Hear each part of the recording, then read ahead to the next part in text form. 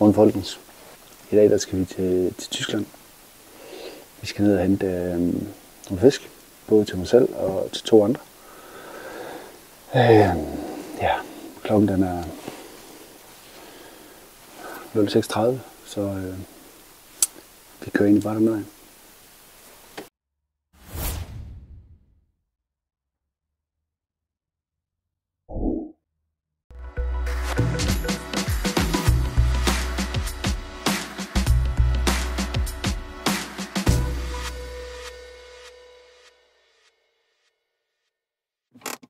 Nu holder jeg hernede i syd for Flensborg.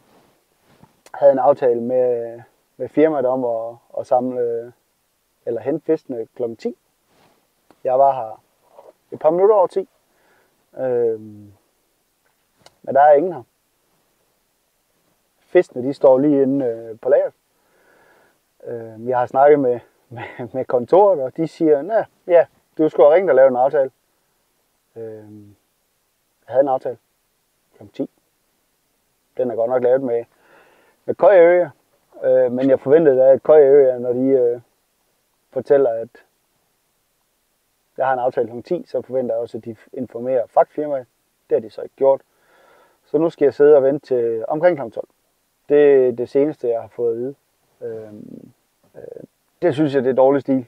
Jeg synes, det er vanvittigt dårligt, at når man laver en aftale med et firma, man køber fisken af, at de så ikke informerer fragtfirmaet om, at aftalen er kl. 10 for afhentning.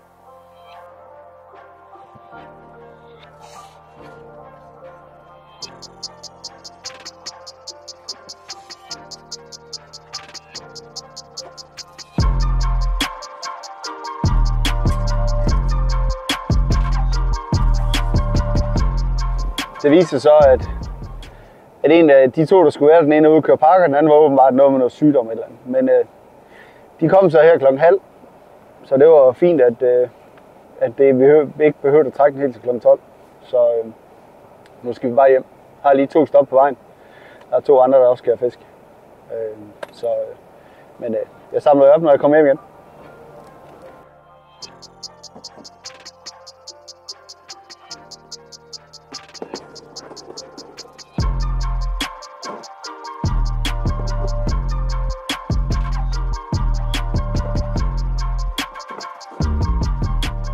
Lad os se.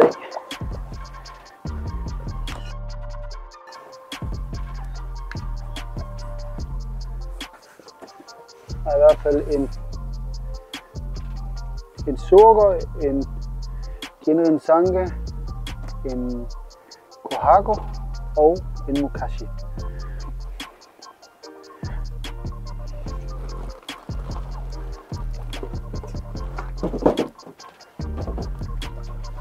Sådan.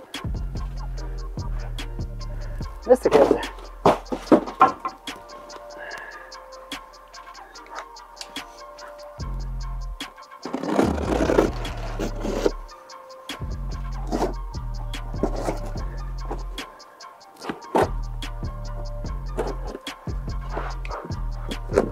Se,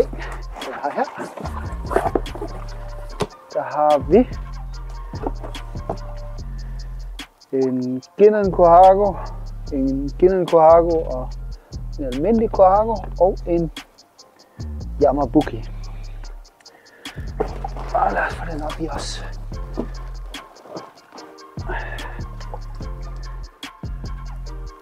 Så er de kommet i. Planen er, at de skal have en anden form for kalium. Og de 2 kar derude skal også have kalium. Og så bliver fiskene sorteret efter størrelse. De store kommer over i den store vækstpalle, de små kommer i den lille vækstpalle med de små. Så størrelsen er lidt mere afbalanceret. Men de skal have temperaturen op, fordi de andre de går ved 23-24 grader derude, og de her de jo går koldt. Ikke fordi det er noget problem, men jeg tager min vandslange, den smider i med lunken vand, og så burde fiskene være tempereret. Slipper dem ud, så får de kalium i et par timer, samtidig med de derude, de får kalium. Og så burde det passe med, når de er færdige, så kan jeg sætte dem sammen. Selvfølgelig lige have have målt dem, taget billeder af dem, alt det her. Og jeg kunne faktisk godt tænke mig at lave en, hvor vi herover der putter vi billedet op af, hvordan de så ud, da jeg købte dem på auktion. Og så herover et billede eller en video af, hvordan de egentlig ser ud. Bare lige for at sammenligne, fordi at, det er ikke helt ved siden af, men de ligner nu heller ikke dem på billederne. Så det gør vi.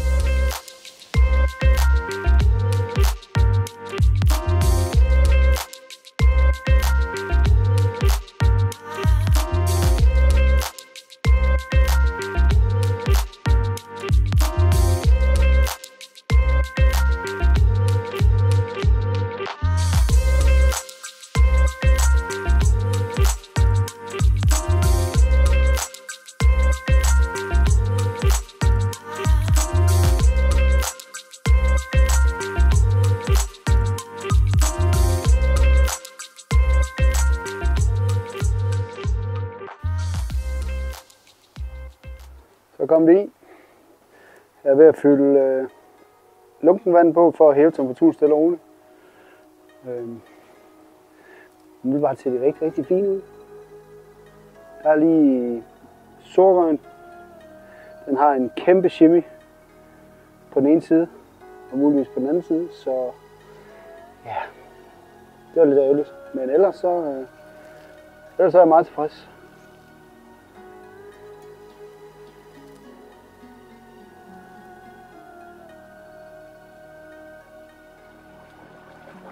Det jeg har gjort, det er, at jeg har målt lidt kalium af på den lille vægt, jeg har. 2 gram per 1000 liter. Normalt så vil du lade man filter og så videre køre med, men fordi at det her det handler egentlig kun om at fjerne de bakterier, som er uden på fisken, så de ikke konflikter, så slukker jeg filteret i de 4 timer. Og så bakkeisavl dør nok lidt hen, det er nok ikke så meget, men EasyPotten, der sætter jeg luft på for at bevare bakterierne så godt som muligt, samtidig med at de renser dem.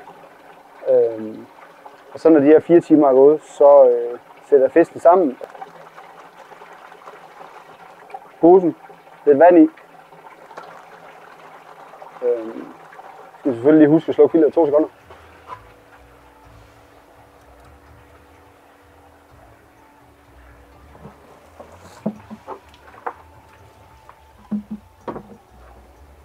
Så er filteret slukket, og så er det vigtigt, masser af luft, så det skruer jeg op for lige om lidt. Men ellers så er det bare at tage posens indhold, hælde i vandet.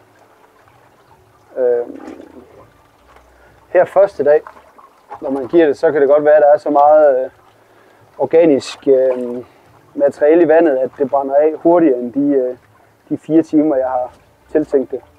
Og det er egentlig bare godt nok, fordi så får man ryddet op i det organiske materiale, der er i dammen. Så lidt luft på EasyPotten. Og så lidt op for luften her. Lige tjekke, at der er sådan der, og sluk varme og pumpe. Godt med luft på. Og så godt med. Så ja. Jeg skal i hvert fald have noget mere luft på her. Det ser ud som om, at al luften går til. Mediet i EasyPotten behøver egentlig ikke køre rundt. Vi skal bare sørge for, at der er noget luft til. Og nu jeg tror faktisk, jeg kommer til at lige prøve at se. Herinde, jeg ved ikke, om man kan se det, der er også masser af luft på, hvilket er fint. Og her kan man også se, der er fint med luft på. Herover der er også fint med luft på. Så nu er det bare lige se om vi kan sætte noget her. Igen, lille pose med det afmålte.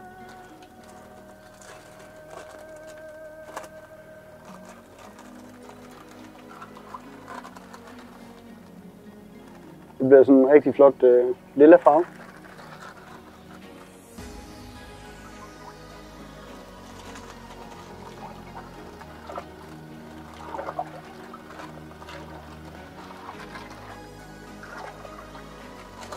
Og imens at filterne de slukkes, så renser jeg dem en gang.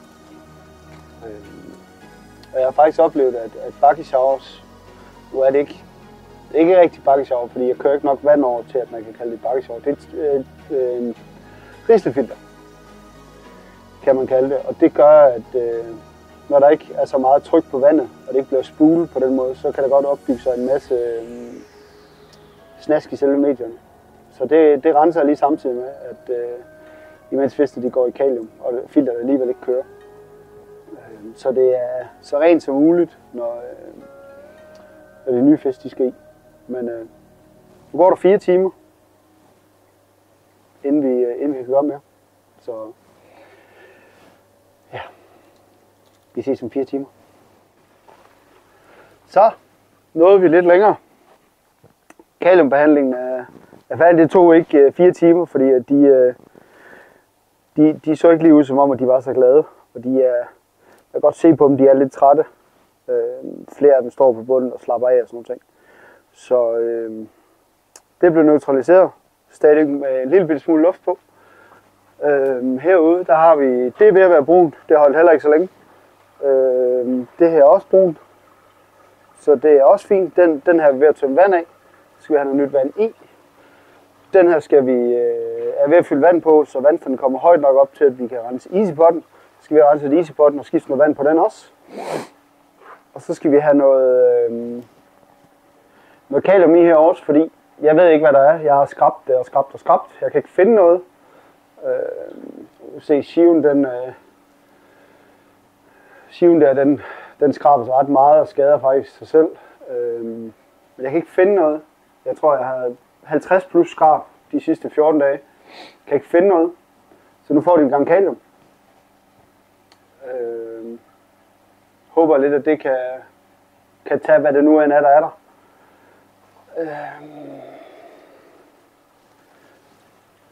Så det var lige så langt, vi er nu. Nu tænker jeg, nu får jeg lige styr på det, og så skulle vi gerne være så langt, at vi kan tage billeder af fisken, måle fisken, og lige sammenligne dem med, hvordan de så ud, da jeg købte dem på auktion. Nu tager vi lige de der gennemgår fiskene en gang. Den første vi har, det er en Sakai Fish Farm Kohaku. Og hvis vi kigger på billederne, så det er egentlig fint samme fisk. Der er leget en del med den røde farve, kontrasten i billederne, så farverne stemmer slet ikke overens. Men man kan sige, det havde jeg lidt forventet, fordi der er ikke nogen Kohaku i den størrelse, der er så intens røde. Det havde jeg lidt forventet. Man kan sige, der står, den er 30 cm. Da jeg målte den, der var den 29, hvilket det er acceptabelt. Det er plus minus.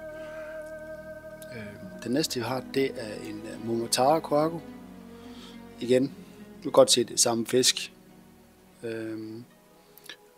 Det røde, igen, er der leget lige lidt for meget med farven og kontrasten, hvis du spørger mig. Fisken, den er skrevet til at være 27, og jeg målte den til at være, jeg kan ikke huske, om det er 26 eller 27. Det var inden for grænsen i hvert fald. Så den er jeg egentlig også tilfreds med. Den næste vi har, det er en Genrin Sanke. Igen, samme fisk. Farven matcher måske lidt mere. Den står til at være 26. Den var vist 25,5, så vidt jeg husker, så det er også acceptabelt. Men det er egentlig bare for, hvad skal man sige, vise jer, hvad kan I forvente, hvis I køber fisk på auktionen, kontra hvordan fiskene ser ud, når I får dem hjem. Den næste, Genrin Sanke. Ikke Genrin Sanke, Genrin Kohaku. En, jeg personligt rigtig godt kan lide, fordi at den på billedet var så intens rød og så hvid. Aftegnet er ikke noget specielt, men jeg kan godt lide den. Den var skrevet til at være 30 cm. Den var 29. Igen. Det kan jeg sagtens acceptere. Det er Mukashi. Og ser man igen tydeligt, at der er leget med billedet 25 cm, og det, så vidt jeg husker, så var den også 25. Så har vi Yamabuki. Igen, det samme. Der er leget med kontrasten og lidt med farven. Mine billeder, de er totalt uredigeret. Der er ikke gjort noget ved dem overhovedet. Og der kan man så se forskellen. Flot Yamabuki. Men det var så lige fiskene, sådan hvordan de så ud, da jeg bød på dem, købte dem på auktionen, kontra hvordan de så ud, da jeg fik dem hjem. Alt i alt er jeg rigtig tilfreds med dem. Jeg havde sidste gang, jeg fik dernede fra, der var der, jeg tror det var 2 eller 3 Goshiki, som var markant mindre end det, der var skrevet. Og derfor så gjorde jeg også lige et ekstra nummer ud af det den her gang, lige at måle dem. Men overordnet tilfreds, og er sikker på, at det nok skal blive rigtig, rigtig fin fisk hen ad vejen. Ny dag. Jeg nåede ikke at samle kameraet op igen i går. Jeg fik renset EasyPod, jeg fik renset bakkeshower, jeg fik skiftet vand og flyttet de nye fisk over i den anden dam. Fik saltet op til 0,6, ligesom for at hjælpe dem med at falde til hurtigere. Kaliumbehandlingen blev færdig herovre også. Jeg tror, jeg neutraliserede det efter 5 timer. Og indtil videre så ser det ud, som om det har løst problemet. Der er ikke en fisk, der har skrabet på bundrent eller gjort mærkeligt. De spiser fint. Så det ser ud til at have virket. Vi tager et kig til fiskene her. De ser egentlig, jeg ved ikke om man kan se dem, men de ser egentlig ud til at have det fint. De er begyndt at få foder, og de spiser også, så det er egentlig super godt også. Jeg har leget lidt rundt med, jeg ved ikke om man kan se det, jeg har leget lidt rundt med at tage billeder af fisk. Jeg har haft nogle stykker op på vækstpallen lige at tage nogle billeder af. Dem skal jeg nok lige smide op. Det gør med det samme. Den første, det er en Genuine Platin, som er gået fra at være de her 15 cm, da jeg købte den tilbage i starten af juni måned 2022, til at være 45 i dag, da jeg havde den op. Den har fået super krop, super, nu er der ikke så mange farver på, men super Genuine i skællene og sådan nogle ting. Jeg er super tilfreds med, jeg glæder mig til den kommer ud.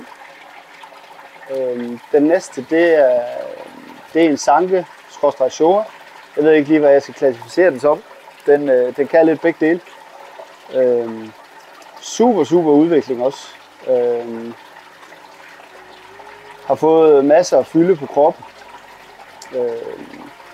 Det sorte, det falmet en smule, hvilket er forventeligt, når den bliver vækstet sådan.